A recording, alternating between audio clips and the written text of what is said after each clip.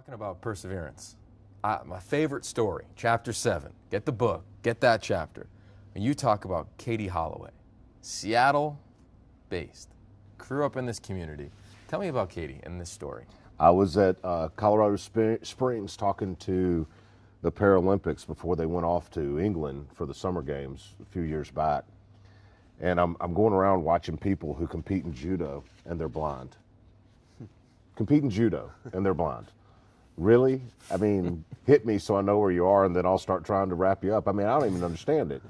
And I meet this lovely young lady walking toward me, and she's 6'2" or 3. And I asked her, I said, "So you're a coach?" And she said, "No, I'm a Paralympian." I was like, "What's wrong with you?"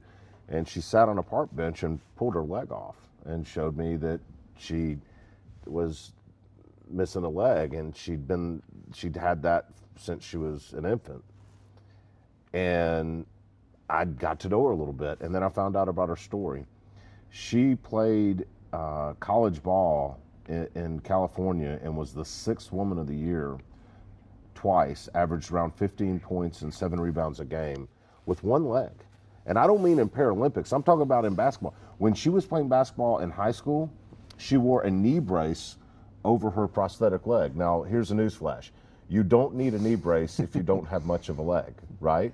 She did it so that college recruiters would know that she had a prosthesis.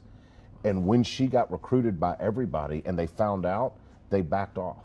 Despite what they saw with their own eyes and how amazing she was, many of them backed off because of it. And despite it, she kept going. When she was a kid, she would play basketball or play sports, and her prosthetic would break, and the doctor would say, "If you keep this up, you're gonna have to quit competing." And she said no, and they drove to another city and found another doctor to make a better prosthetic. She was cut off a basketball team because of this thing, went to another town and made another team. Her parents said, "You just don't stop. This leg thing is not gonna quit you." And now she's won 2 silver medals in the Paralympics, was the 6th Man of the Year in the conference in her basketball, and to me is just this unbelievable example of you always compete and nothing stops you if you have the courage to persevere.